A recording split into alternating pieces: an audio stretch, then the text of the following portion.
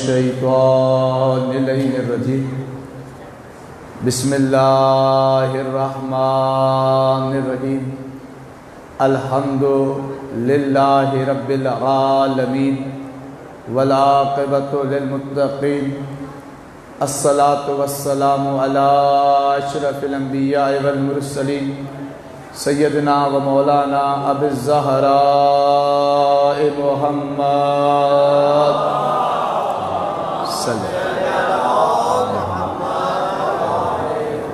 وعلی اہل بیت طیبین الطاہرین المعصومین المظلومین ولعنۃ الدائمۃ علی اعدائہم اجمعین من یوم عداوتہم الی قیام یوم الدین السلام علی الحسین وعلی علی ابن الحسین وعلی اولاد الحسین وعلی اصحاب الحسین اما بعد فقد قال الرحمن فی القرآن بسم اللہ الرحمن الرحیم هل يستوي الذين يعلمون والذين لا يعلمون درود پڑھیں محمد علیہ محمد کی ذات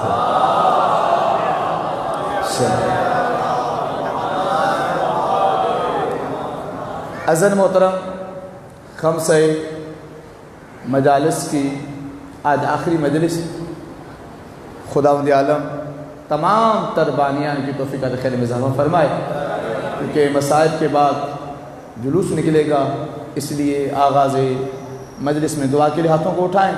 خداوندہ تجھے واسطہ محمد و آل محمد کا، تجھے واسطہ امام رضا علیہ السلام کا، تمام تر مومنین کی مشکلات کو آسان فرما، جتنے مومنین پریشان حال ہیں ان کی پریشانی کو دور فرما، جتنے مریض ہیں انہیں شفائے کاملہ عاجل عطا فرما، اس وباء کرونا سے تمام تر علی کے چاہنے والوں کو محفوظ فرما۔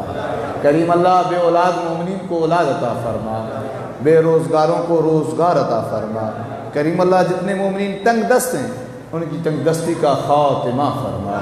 کریم اللہ جو لوگ اپنے بچوں اور بچیوں کے شادیوں کے حوالے سے پریشان ہیں ان کی پریشانی کو دور فرما۔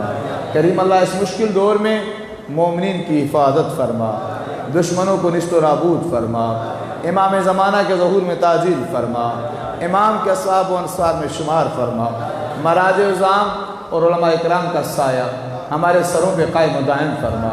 کریم اللہ ملت کو متحد فرما۔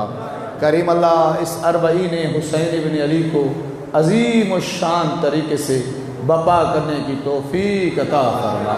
تمام تر دعاؤں کی قبولیت کے لیے مل کر بلند تر صلوات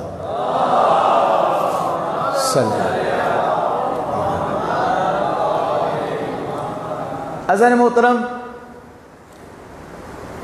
آج حکم کیا گیا کہ امام علی رضا علیہ السلام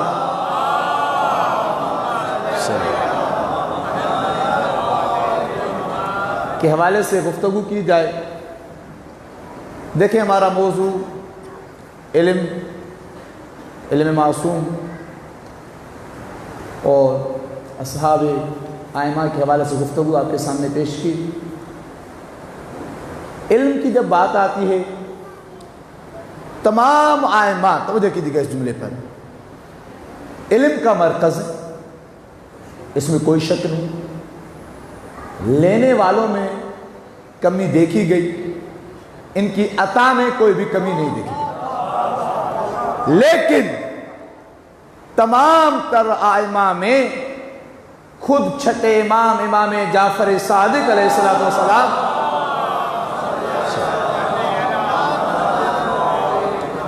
اپنے فرزند امام موسیٰ کاظم علیہ السلام اللہم صلی اللہ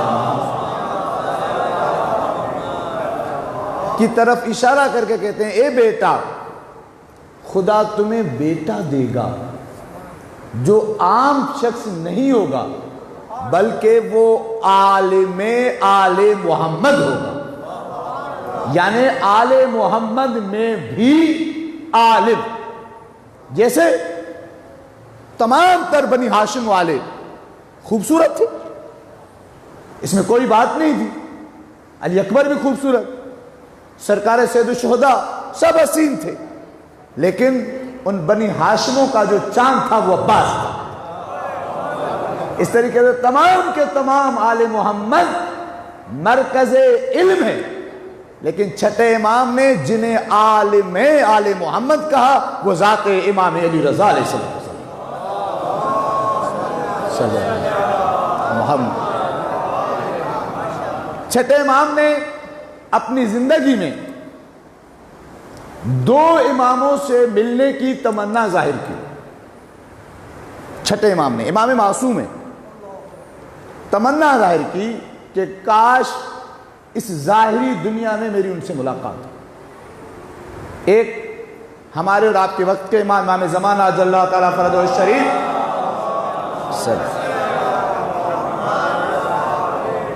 جن کے لیے تمنا کی کہ کاش میں ان کی زیارت کر لوں، یعنی یہ مقام ہے وقت امام کا کہ چھٹے امام تمنا کر رہے ہیں۔ دوسرے 8ویں امام امام علی رضا علیہ السلام کے لیے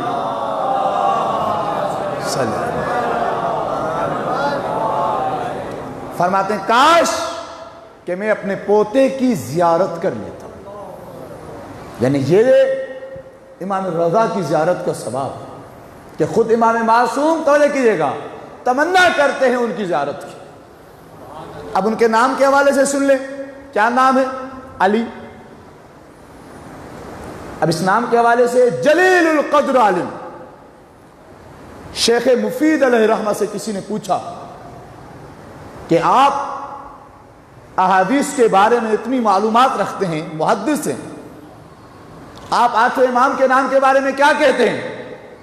فرمایا کہ یہ جو ان کا نام علی ہے یہ دونوں علی کے اوپر رکھا گیا۔ توجہ کیجئے گا، توجہ کیجئے گا۔ کہا کیسے؟ کہا کہ یہ ہم نام ہیں امیر المومنین کے بھی، یہ ہم نام ہیں امام سجاد کے بھی، اور پھر فرماتے ہیں اگر تمہیں علی کی شجاعت دیکھنی ہے تو اب علی رضا کو دیکھو، اگر امام سجاد کی عبادت دیکھنی ہے تو اب علی رضا کو دیکھو۔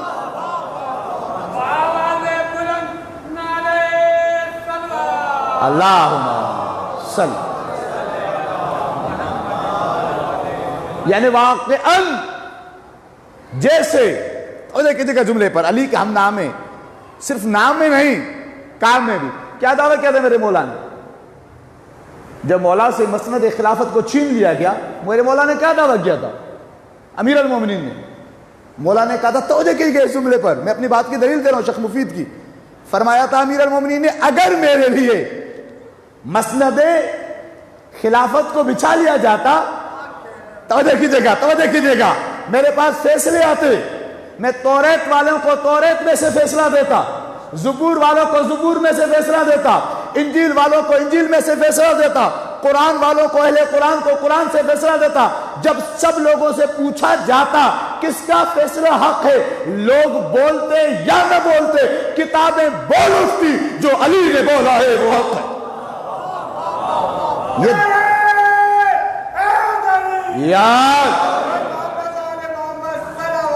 اللہم صلی اللہ،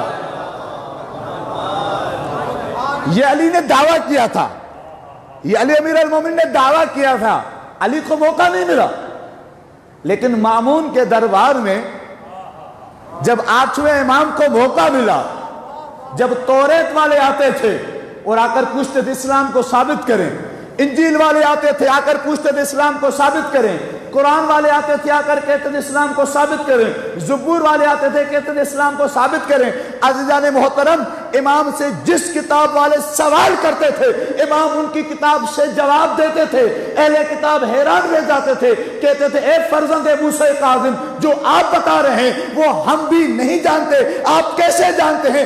آپ نے یہ تعلیم کس راہب کے پاس حاصل کی؟ یہ تعلیم آپ نے کس مندر میں، کس مسجد میں، کس جگہ پر حاصل کی؟ امام بولتے تھے تمہیں کیا معلوم جو ان کتابوں میں لکھا ہے، یہ کتابیں جن پر اتری تھی یہ کتابیں ان کو عطا ہمارے صدقے میں ہوئی تھی۔ مامون کے دربار میں مناظرہ ہو رہا تھا اور مناظرے کرنے والے شخص نے سوال کیا کہ آپ ثابت کریں کہ آپ کے جد افضل ہیں جناب عیسیٰ سے۔ توجہ کیجیے گا، توجہ کیجیے گا، آپ ثابت کریں کہ آپ کے جد رسول خدا افضل ہیں، جناب عیسیٰ تھے۔ امام مسکرا کے کہتے ہیں کہ تم نے یہ سوال کیا ہے کہ میں ثابت کروں رسول خدا افضل ہیں عیسیٰ سے؟ کہا کہ ہاں ثابت کریں۔ امام نے کہا مجھے تم بتاؤ، توجہ کیجیے گا جملے پر، تم افضل ہو یا جناب عیسیٰ؟ آپ نے جملے پر توجہ نہیں کی، تم افضل ہو یا جناب عیسیٰ؟ وہ کتاب کیسا سوال کر رہے ہیں؟ میں ان کا امتی ہوں، وہ میرے نبی ہیں۔ تو مولا مسکرائے کہتے اپنی کتاب کا صفحہ نمبر 41 کھولو۔ جب اس نے کھولا اس پہ لکھا تھا کہ جب عیسیٰ کو مبعوث کیا گیا تو عیسیٰ سے نبوت احمد کا اقرار لیا گیا تھا، تو حضرت امام رضا کہتے تمہاری کتاب میں لکھا ہے جیسے تم عیسیٰ کے امتی ہو ویسے عیسیٰ میرے جد محمد کا امتی ہو۔ جیسے تمہاری اعمال پر عیسیٰ گواہ ہے ویسے عیسیٰ کے اعمال پر بھی تو کوئی گواہ ہے، وہ کوئی اور نہیں میرے جد ہے۔ آٹھویں امام سے مامون ایسے سوال پوچھتا تھا کہ شاید کسی سوال کے جواب میں کہہ دے کہ یہ سوال مجھے نہیں آتا، لیکن اسے کیا معلوم یہ اس کا بیٹا ہے جس نے دعوی سلونی کیا تھا، یہ اس کے علم کا وارث ہے جس نے دعوی سلونی کیا تھا، یہ اس حسین کا وارث ہے جس نے نوکے سنا پہ قرآن پڑھا تھا۔ یہ کہتا ہے میرا ایک سوال ہے آپ سے۔ بولا کہ نہیں پوچھو۔ مامون خود، اچھا یہاں پر ایک بات سن لیں، مامون خود نہایت ہی ذہین انسان تھا، اور اتنا ذہین تھا مامون کہ ہارون کے دونوں بیٹے مامون اور امین ایک معلم کے پاس پڑھنے کے لیے جاتے تھے۔ ہارون یہ چاہتا تھا کہ امین ترقی کر لے، مامون ترقی نہ کرے، لیکن ہوا یہ کہ ہر تعلیم جو بھی وہ دیتا تھا وہ مامون اس کو جلدی سے حاصل کر لیتا تھا۔ ایک دن معلم کے پاس گیا، کہتا ہے کیا سبب ہے؟ دونوں میرے بیٹے ہیں، توجہ کیجیے گا، میں دونوں کا وظیفہ تمہیں برابر سے دیتا ہوں، لیکن امین کا علم کم ہوتا جا رہا ہے، مامون کا علم بڑھتا جا رہا ہے، کیا وجہ ہے؟ معلم کہتا ہے ابھی آپ کو تھوڑی دیر میں بتاتا ہوں۔ اس نے کہا کہ بچوں کو باہر جاؤ، تھوڑی دیر کے لیے ایک باغیچے کی طرف جاؤ۔ بچے چلے گئے، توجہ کیجیے گا، جب بچے باغیچے کی طرف چلے گئے اس نے دونوں بچوں کے بیٹھنے کی جگہ پر ایک کے نیچے اینٹ رکھی اور ایک کے نیچے کاغذ رکھا، اور دونوں واپس آ گئے۔ جہاں امین بیٹھا تھا وہاں اینٹ رکھی اور جہاں مامون بیٹھا تھا وہاں کاغذ رکھا۔ جب دونوں واپس آ کے بیٹھ گئے، پہلے امین سے پوچھا امین تمہیں کوئی فرق محسوس ہوا جیسے پہلے بیٹھے تھے اور اب بیٹھے ہو؟ وہ کہتا ہے نہیں کوئی فرق محسوس نہیں ہوا۔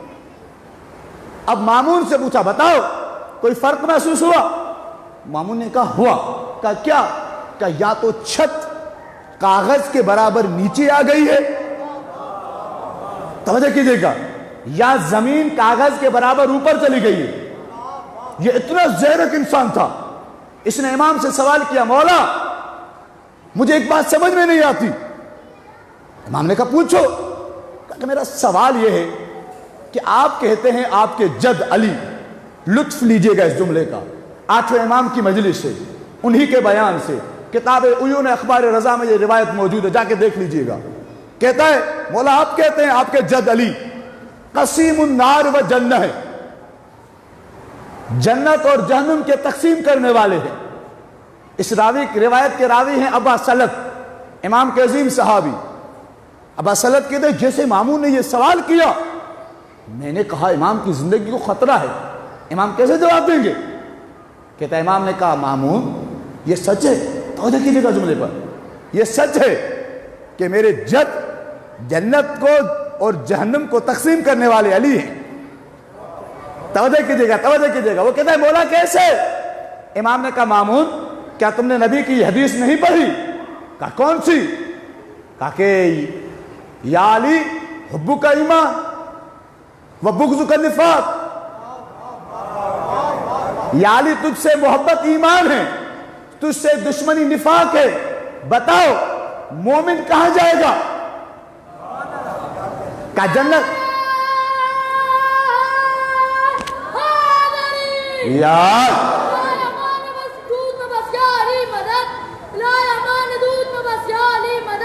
ہم نے تو بچپنے سے سنا یا علی مدد، ہم نے تو بچپنے سے سنا یا علی مدد۔ محسن میری لہد میں وہ منظر عجیب تھا، محسن میری لہد میں وہ منظر عجیب تھا، جب میں نے خود علی سے کہا یا علی مدد۔ نعرہ حیدری یار ماشاءاللہ، مولا اس بچے کو سلامت رکھے۔ اذن محترم، مولا نے کہا مومن کہاں جائے گا؟ تو جیسے سنیے گا، کہا کہ جنت میں۔ کہا منافق کہاں پہ جائے گا؟ کہا کہ جہنم میں۔ کہا کہ دیکھو پھر علی کے ذریعے سے تقسیم ہو گئی، جو علی کا دوست ہے وہ جنت میں جائے گا، جو علی کا دشمن ہے وہ جہنم میں جائے گا۔ ابا سلط کہتا ہے، جملے پہ سنیے گا، میں نے روایت اس جملے کے لیے پڑھی ہے، پہلے والے جملے کے لیے نہیں۔ ابا سلط کہتا ہے ہم امام کے گھر پہنچے، امام علیہ السلام نے مجھے کہا ابا سلط تم نے سنا میں نے مامون کے سامنے کیا جواب دیا؟ کہتا ہے مولا آپ نے جواب دیا کہ نبی کی حدیث ہے علی کی محبت ایمان، توجہ کیجئے گا آخری باتیں تک، علی کی محبت ایمان ہے، علی سے بغض نفاق ہے، مومن جنت میں جائے گا، منافق جہنم میں جائے گا۔ علی کے ذریعے سے تقسیم ہو گئے، ایک جنت میں جائیں گے ایک جہنم میں جائیں گے۔ مولا مسکرائے کہتے ابا سلط یہ میں نے مامون کے لیے جواب دیا تھا، میرا عقیدہ یہ نہیں ہے، میرا عقیدہ اس سے آگے ہے۔ کہا مولا کیا؟ امام کہتے ہیں میں نے وہاں پر یہ جواب اس لیے نہیں دیا تھا کہ ہر بات کو ہر شخص تحمل نہیں کر سکتا، مامون اور مامون کے درباری اس بات کو برداشت نہیں کر سکتے تھے، اس لیے میں نے بات وہاں پہ نہیں کی۔ مولا کے سامنے ابا سلط ہاتھ جوڑ کے کہتے ہیں مولا ابھی تو نہ مامون ہے نہ مامون کے درباری ہے، یا میں ہوں یا آپ کے چاہنے والے، بیان کر دیں اس کے مراد کیا ہے کہ علی جنت اور جہنم کے تقسیم کرنے والے ہیں۔ آٹھ امام فرماتے ہیں اس سے مراد یہ ہے میرے جب روز قیامت جنت اور جہنم کے درمیان کھڑے ہوں گے، لوگوں کو پکڑ پکڑ کر جہنم کی طرف ڈالیں گے اور جہنم سے کہیں گے یہ تیرا ہے یہ میرا ہے، جسے علی جہنم میں ڈالے وہ جہنمی ہے، جسے علی چھوڑ دے وہ جنتی ہے۔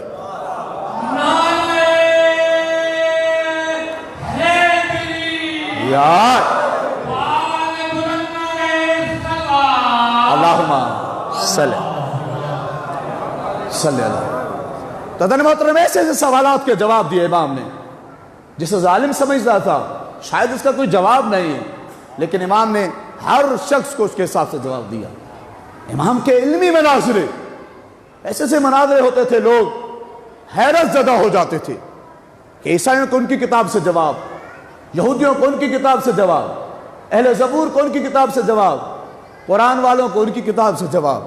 جب امام علیہ السلام کو مدینے سے لایا جا رہا تھا، توجہ کیجئے گا، امام کے پیچھے تھے لوگ، کیا محدثین کاغذ قلم لیے ہوئے پیچھے تھے کہ مولا کچھ کہیں، توجہ کیجئے گا جملے پر، کاغذ قلم لیے ہوئے پیچھے تھے مسلمان کہ کچھ حدیث کہیں ہم لکھیں، کچھ حدیث کہیں، توجہ کیجئے گا جملے پر، تاکہ ہم لکھیں۔ میں تیسری مرتبہ جملے کو دو رہا ہوں، لوگ کاغذ قلم لے کر پیچھے تھے تاکہ امام حدیث کہیں ہم لکھیں۔ خدائی قسم کتنی بڑی شان ہے علی رضا کی، ان لوگوں کی اولادوں سے کاغذ قلم اٹھوا لیے جنہوں نے کل نبی کو کاغذ قلم نہیں دیے۔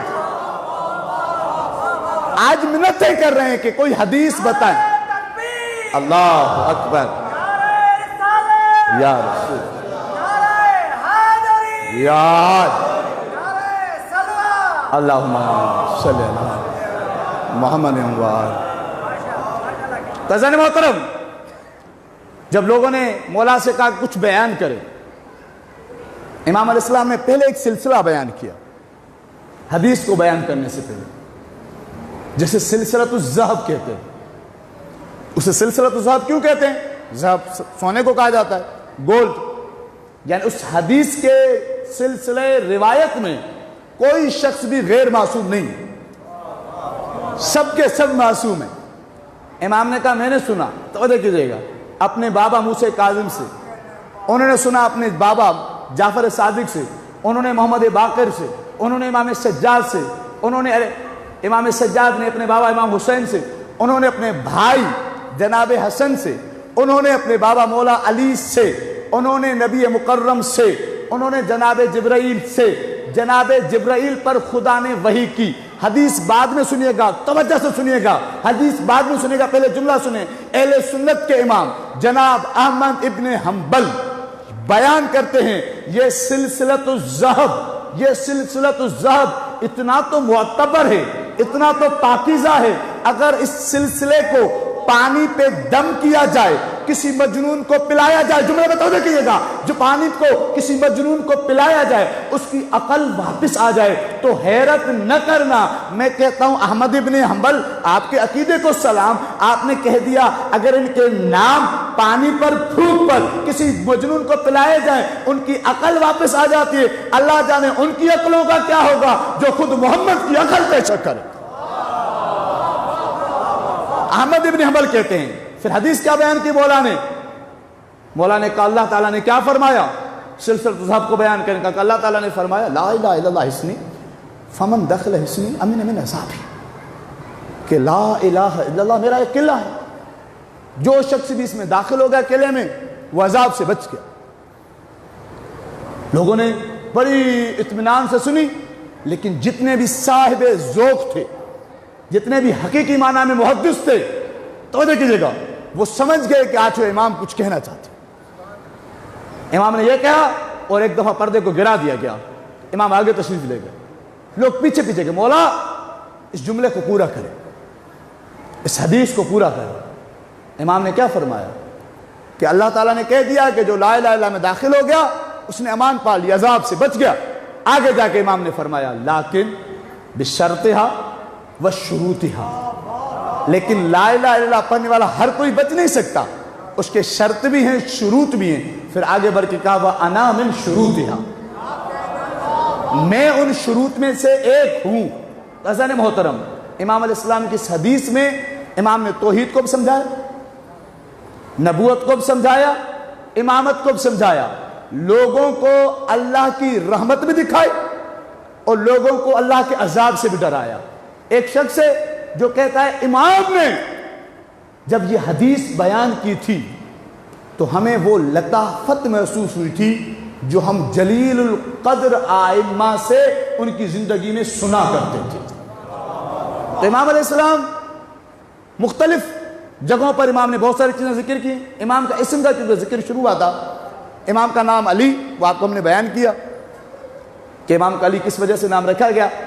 امام ایک دفعہ ایک گھر میں تشریف لے گئے، جیسے آج کل کے لوگ پوچھتے ہیں کیا نام رکھیں، مولانا یہ تو پرانا نام ہے، کوئی نیا نام بتائیں، اس حوالے سے میں ذکر کر رہا ہوں اور بات کو آگے بڑھاتا ہوں۔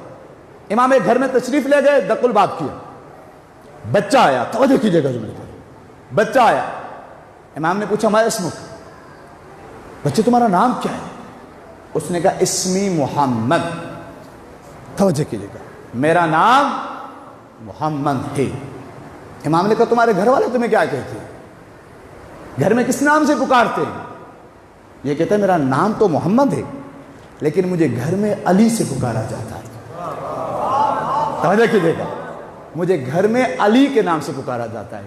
امام مسکرا کے کہتے ہیں تم نے اپنے آپ کو شیطان سے بچانے کا پورا انتظام کر دیا۔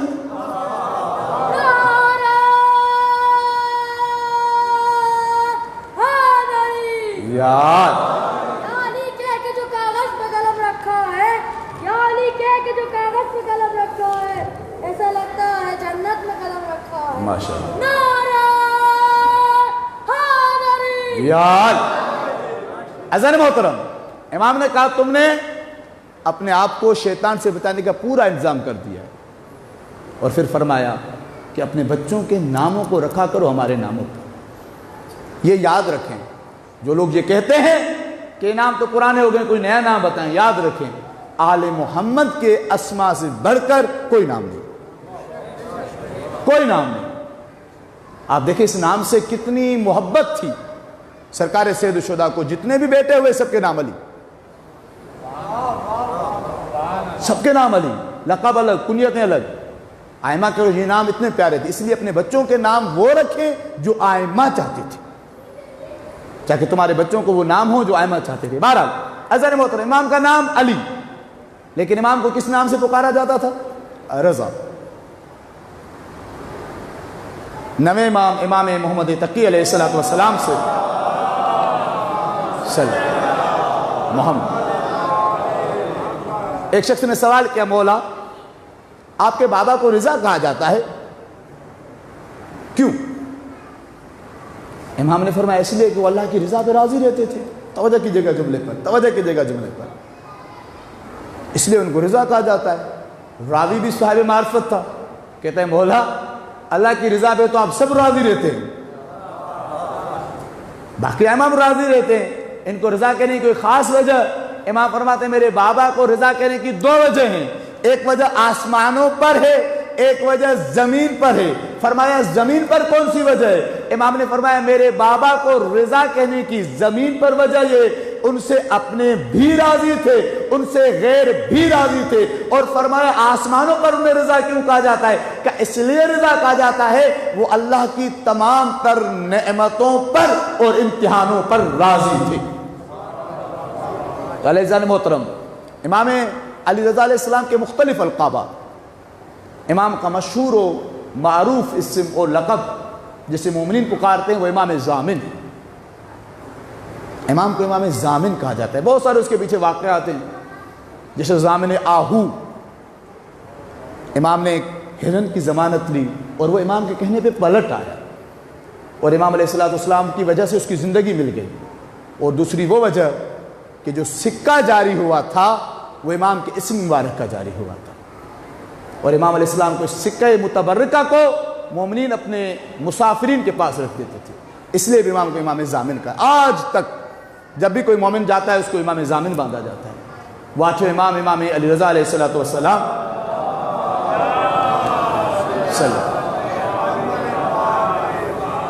کے نام سے منسوب ہے۔ آٹھویں امام نے اپنی زندگی میں بہت ساری چیزیں لوگوں کے سامنے عیاں کی، لوگوں کے سامنے ظاہر کی۔ ان میں سے ایک چیز جو ظالموں نے ایک نقاب پہنا ہوا تھا کربلا کے بعد، توجہ کیجیے گا، ایک نقاب وہ تھا جسے حسین بن علی نے اتارا تھا۔ ان لوگوں کا جو اپنے آپ کو کہہ رہے تھے کہ ہم خلافت کے وارث ہیں، نہیں، امام نے کربلا کے میدان میں آ کر ان کے نقاب کو لوگوں کے سامنے ظاہر کر دیا کہ ان کی اصلیت یہ۔ اور دوسرا وہ نقاب تھا جو بنو امیہ کے بعد بنو عباس والوں نے پہنا اور نعرہ لگایا کیا؟ کہ ہم حسین کے خون کا انتقام لینا چاہتے ہیں۔ یہ نعرہ لگایا کہ ہم رسول خدا کے رشتہ دار ہیں، اور آٹھویں امام نے ان کی اصلیت لوگوں کے سامنے دکھائی، اور آٹھویں امام کے نہایت ہی عظیم طریقے سے ان کے ظلم کو لوگوں کے سامنے واضح کیا۔ یہاں پر بعض لوگ سوال کرتے ہیں کہ آخر کیا وجہ تھی؟ توجہ کیجیے گا، کیا وجہ تھی؟ ہارون کون؟ قاتل، توجہ کیجیے گا۔ موسیٰ کاظم کون؟ مقتول۔ کیا وجہ تھی کہ قاتل کے بیٹے نے مقتول کے بیٹے کو اپنا ولی عہد بنایا؟ توجہ کیجیے گا، کیا وجہ تھی؟ یعنی امام رضا کو ولی عہد اس نے کیوں بنایا؟ جیسے لوگ سوال کرتے ہیں امام نے ولی عہدی کیوں قبول کی؟ اس سے پہلے یہ سوال ہے، ولی عہدی قبول کرنے سے پہلے، کہ امام کو ولی عہدی کی پیشکش کیوں کی گئی؟ یعنی وہ لوگ جو امام کے خون کے پیاسے تھے، وہ لوگ جو امام کو قتل کرنا چاہتے تھے اور قتل کر دیا، شہید کر دیا، انہوں نے آخر کیا وجہ تھی جو امام نے کو انہوں نے ولی عہد بنایا؟ عزیزان محترم، اس کے پیچھے سوائے مامون کی سیاست کی اور کوئی وجہ نہیں تھی۔ وجہ یہ تھی کیونکہ مامون کی جو ماں تھی وہ عرب نہیں تھی، اور تمام کے تمام عرب امین کے قتل کے بعد مامون کو ایک عرب کا قاتل سمجھتے تھے اور اسے نفرت کرتے تھے، اور وہ عربوں کو اپنے قریب لانا چاہتا تھا تاکہ عرب آٹھویں امام امام علی بن موسیٰ رضا علیہ السلام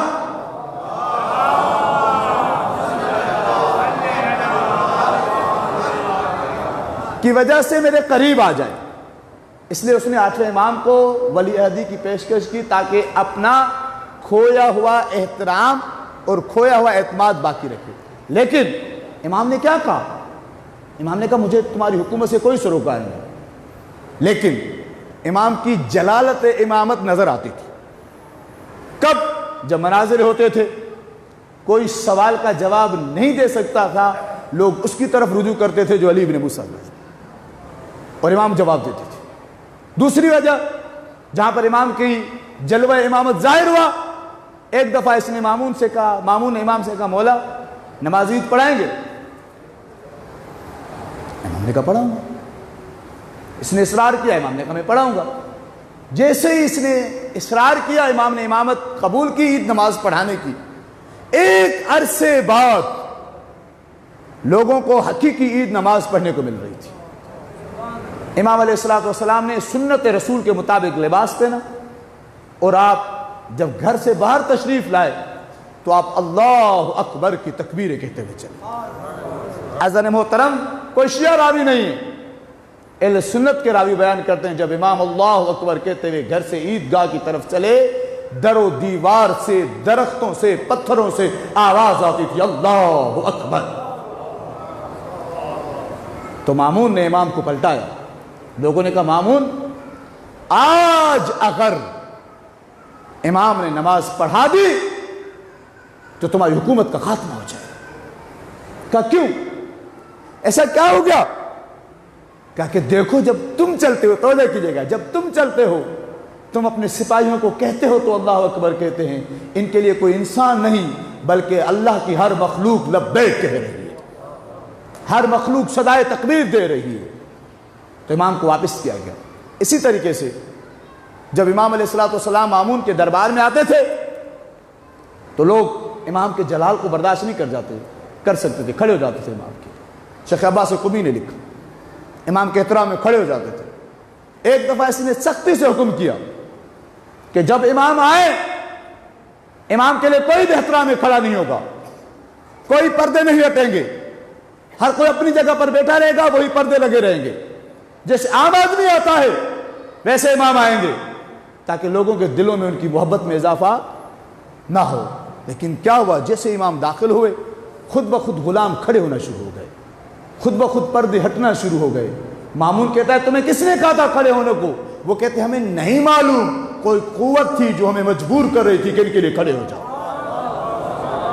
خود بخود پردے ہٹنا شروع ہو گئے۔ درود پڑھیں محمد علی محمد کے ساتھ۔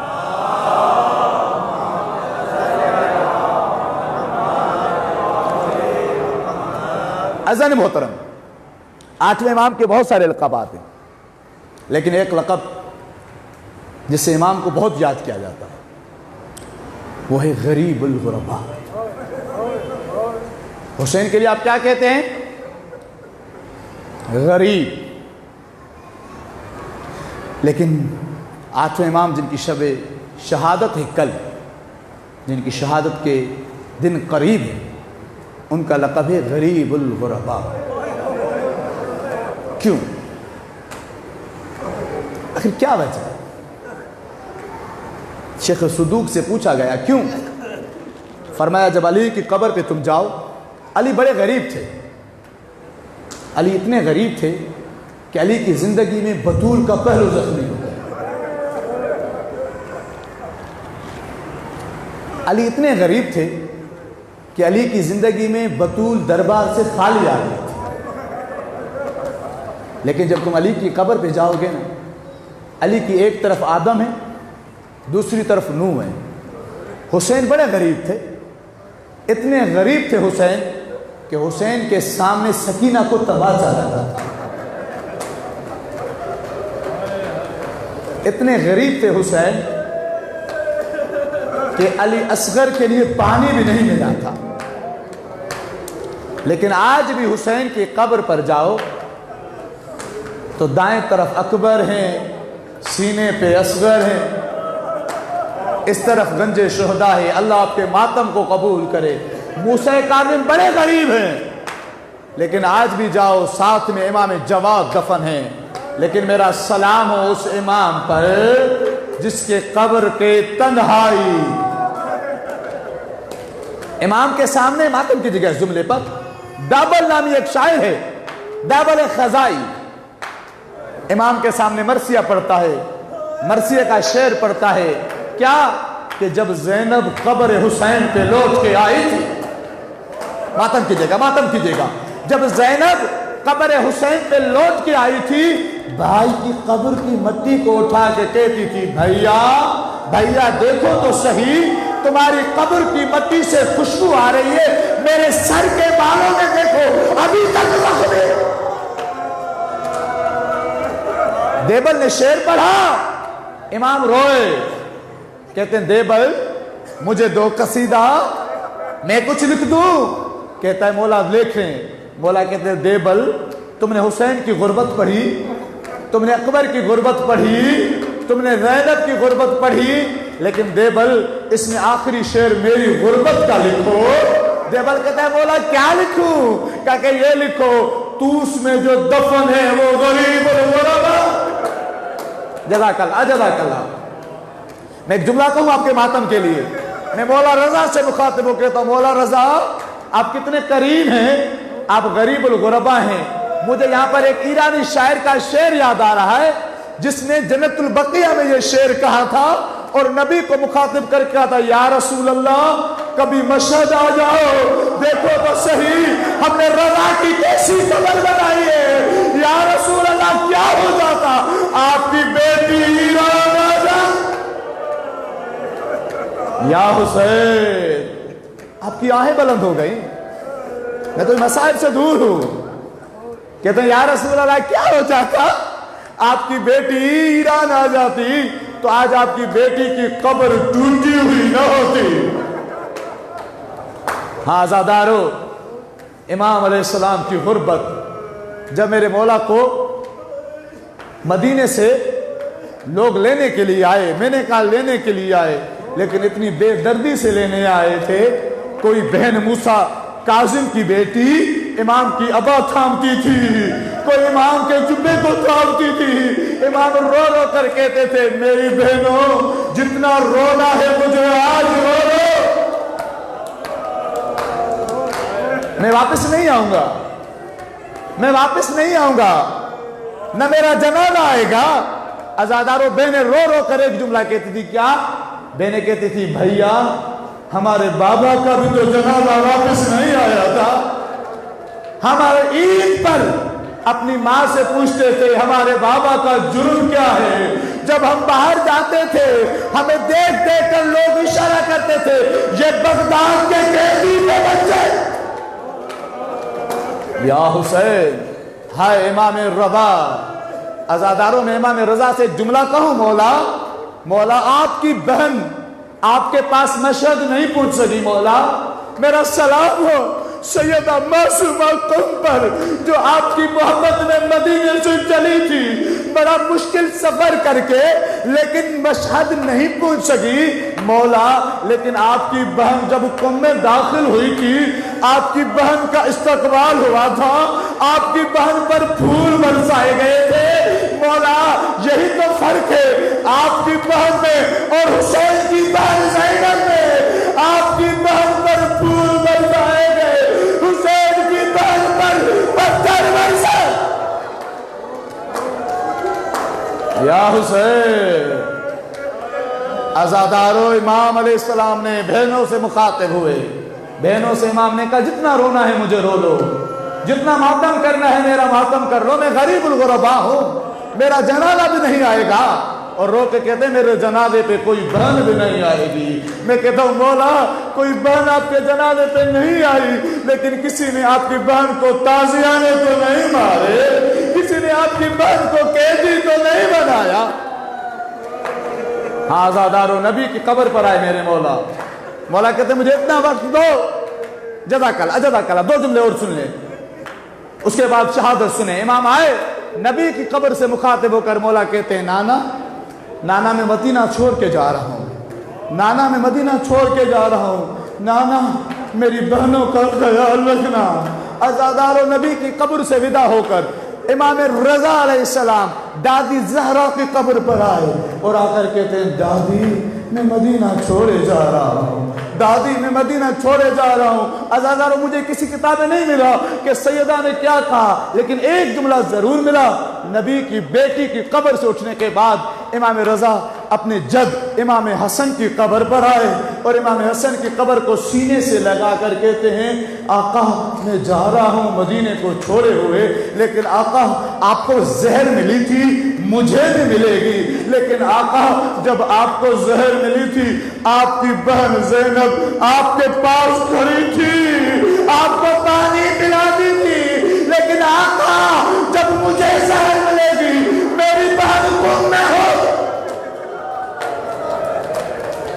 ہاں آزادارو، امام علیہ السلام آئے، آ گئی وہ شب، بس میں آگے شہادت میں آ گئی وہ شب۔ امام کا صحابی ہے، نام ابا سلط۔ ابا سلط سے مولا کہتے ہیں ابا سلط میرے بچے یتیم ہونے والے ہیں، ابا سلط میری بہنیں میرے گریے میں بیچنے والی ہیں۔ ابا سلط کہتے ہیں مولا کیا ہوا آپ کو تو کچھ بھی نہیں ہوا ابھی۔ امام کہتے ہیں ابا سلط میں جا رہا ہوں مجھے زہر دے دی جائے گی۔ ابا سلط اگر میں جب باہر آؤں نا میری ابا میرے دوش پر موجود ہو سمجھنا مجھے زہر نہیں ملی، اگر ابا کو میں سر پہ ڈال دوں سمجھنا مجھے زہر مل گئی ہے۔ عزادارو ابا سلط کہتے ہیں مولا نے مجھے جیسے ہی کہا امام اندر تشریف لے گئے، امام کو زہر دے دی گئی۔ عزادارو دو روایتیں ہیں، ایک روایت کے امام کو انگور میں زہر دی گئی، دوسری روایت کے انار میں دی گئی۔ اب ماتم کیجئے گا، شیخ عباس قمی کہتے ہیں دونوں روایتیں درست ہیں، امام کو انگور بھی کھلائے گئے تھے انار بھی کھلائے گئے تھے۔ ماتم کیجئے گا، ابا سلط کہتا ہے امام جب تشریف لائے سر پر ابا تھی، میں نے سمجھا امام کو زہر مل گئی، میں نے امام کے قدموں پہ نظر کی، کیا دیکھا قدم اٹھاتے تھے لہو بہتا،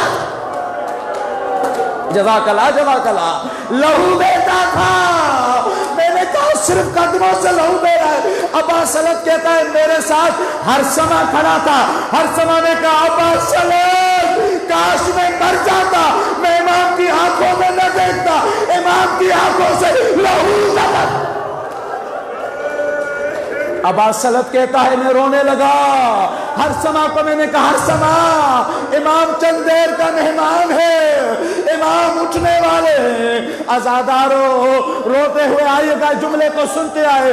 ابا سلط کہتا ہے میں نے مولا سے کہا مولا کچھ کہنا چاہتے ہو؟ کہا کہ ہاں ابا سلط میرے ساتھ آؤ۔ امام ابا سلط کو لے کر آئے، اب ابا سلط کو کہا ابا سلط یہ جو جگہ ہے نا اس جگہ پر میری قبر بنے گی، ابا سلط اس جگہ پر میری قبر بنے گی۔ عزادارو یہ جملہ کہہ کر ابا سلط زمین پر بیٹھے، ابا سلط کا زمین پر بیٹھنا تھا۔ مولا نے کہا ابا سلط آج مجھے میرے جد حسین کی بڑی یاد آ رہی ہے، ابا سلط جزاک اللہ ابا سلط میری جب قبر بنے گی میرا جسم سالم تو ہوگا، مجھے جد کی یاد آ رہی ہے جب انہیں سجاد میں دفن کیا تھا کوئی انگلی رہ گیا تھا۔ یا حسین جزاک اللہ۔ ابا سلط کو وصیتیں کی، امام نے کہا ابا سلط مجھے غسل نہ دینا، مجھے غسل دینے کے لیے میرا بیٹا جواد آئے گا، امام کو کوئی غسل نہیں دے سکتا سوائے امام کے۔ ابا سلط کہتا ہے میں نے امام کو کہا مولا میرا لائق کیا حکم ہے؟ مولا کہتے ہیں ابا سلط مجھے حجرے میں جانے دو، جب تک تسبیح کی آواز آتی رہے سمجھنا مولا زندہ ہے، جب تسبیح رک جائے سمجھنا میں چلا گیا۔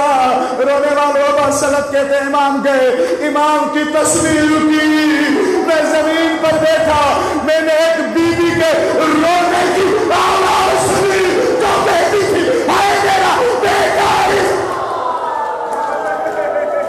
جزاک اللہ۔ ابا سلط کہتا ہے چند جملے اور سنیں، ابا سلط کہتا ہے میں نے تمام دروازے بند کر دیے تھے، تمام پردے لگا دیے تھے، لیکن مجھے ایک جوان نظر آیا، میں نے کہا تو کون ہے کہاں سے آیا ہے؟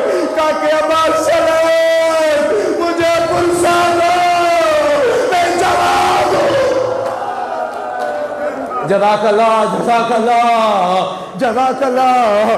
ابا سلط کہتا ہے میں نے امام کو سینے سے لگایا، میں نے کہا مولا جب آپ کے بابا کو زہر ملی تھی وہ تڑپ رہے تھے، کہتے تھے کاش میرا بیٹا میرے قریب ہوتا، میری سانسیں اپنے بیٹے کے زانوں میں ڈوب تھی۔ ابا سلط کہتا ہے امام آئے، امام نے بس مجلس ختم ہو گئی، ابا سلط کہتا ہے امام تشریف لائے، اعجاز امامت کے ساتھ اپنے بابا کو دیکھا، اپنے بابا کے اوپر زہر کے اثر کو دیکھا، اور رو رو کر کے دیتے ہائے میرا غریب بابا، ہائے میرا غریب بابا۔ ابا سلط کہتا ہے میں نے کہا مولا پانی لا دوں؟ کہا کہ نہیں، بابا کے لیے پانی کوثر سے آئے گا، کفن جنت سے آئے گا۔ ابا سلط کہتا ہے مجھے نہیں معلوم کیا ہوا، غسل دیتے دیتے باپ اور بیٹے میں کیا کلام ہوا۔ امام جواد باہر تشریف لائے، رو کے کہتے ابا سلط میں مسائل پڑھتا ہوں، تم ماتم کرو۔ کہا کیا ہوا؟ کہا بابا نے کہا تھا جب مجھے غسل دینا میرے جد حسین کا مسائل پڑھنا کہ کتنا بھی غریب ہو اسے غسل دیا جاتا ہے، اسے کفن پہنایا جاتا ہے، لیکن ہاں میرا غریب الا لعنت اللہ علی سیعلم الذین ایمنقلب ینقلب۔